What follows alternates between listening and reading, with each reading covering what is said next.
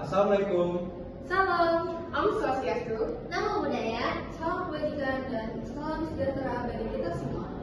Perkenalkan, nama aku Nolan Sabian. Perkenalkan, nama aku Natasha Aulia Maharani. Perkenalkan, nama aku Nabila Naya Harisa. Perkenalkan, nama saya Putri Zaria Khalifah. Perkenalkan, nama saya Naura Lemansa. Jadi, kali ini kita akan mempresentasikan hasil tugas diskusi dari kelompok kami. Selamat menonton semua. Jadi pada video kali ini kami akan menjelaskan jawaban kami dari buku ekonomi makro soal nomor 7 halaman 278 dan 279. Untuk soalnya itu, perekonomian dimulai dengan equilibrium jangka panjang. Suatu hari, Presiden menunjuk Gubernur Bank Sentral yang baru. Gubernur ini terkenal dengan pandangannya bahwa inflasi bukanlah masalah utama bagi suatu perekonomian. Dan yang pertama itu ada bagian A, bagaimana berita ini akan mempengaruhi tingkat harga yang diharapkan oleh masyarakat. Jawaban kami yaitu dengan adanya pemilihan gubernur yang diharapkan dapat memberikan pandangan kepada masyarakat bahwa inflasi bukanlah masalah yang serius. Dengan cara gubernur dapat meyakinkan masyarakat bahwa tingkat harga dan juga jumlah barang yang tersedia bagi masyarakat dapat dipenuhi. Dan bagian B, bagaimanakah perubahan ekspektasi tingkat harga ini mempengaruhi upah nominal sehingga pekerja dan perusahaan dapat menyetujui kontrak yang baru? Jawabannya, pandangan masyarakat terhadap persepsi gubernur yang baru adalah perusahaan dapat meningkatkan kenaikan gaji agar pekerja dapat memenuhi kebutuhan mereka di masa depan. Tetapi, perusahaan ingin menjaga kestabilan mereka, maka dari itu kenaikan gaji bagi para pekerja akan dilihat dari berbagai faktor ekonomi yang ada pada saat ini. Selanjutnya ada yang bagian C. Bagian C itu soalnya bagaimanakah perubahan upah nominal ini mempengaruhi profitabilitas produksi barang dan jasa pada tingkat harga yang ditawarkan.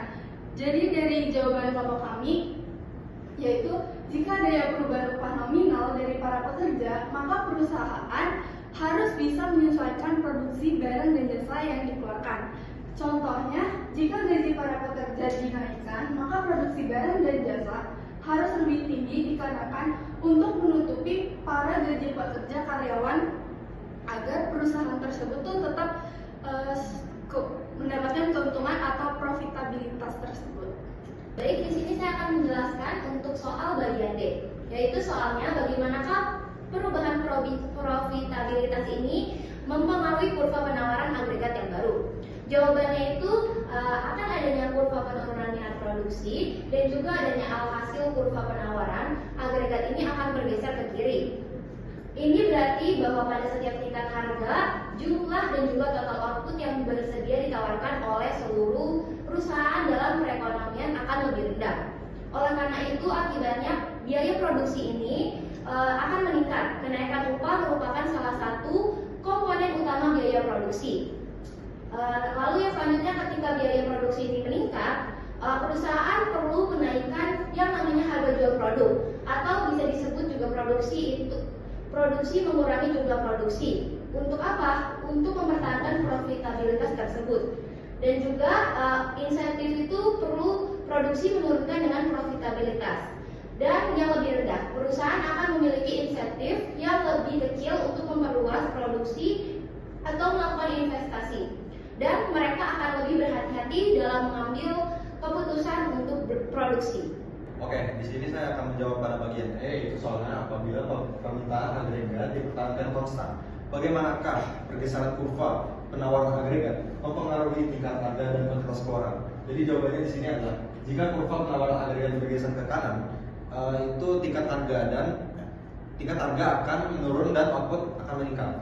Dan sedangkan jika kurva bergeser ke kiri, tingkat harga naik dan output akan menurun. Pergeseran ini tergantung pada perubahan biaya produksi atau faktor ekonomi lainnya.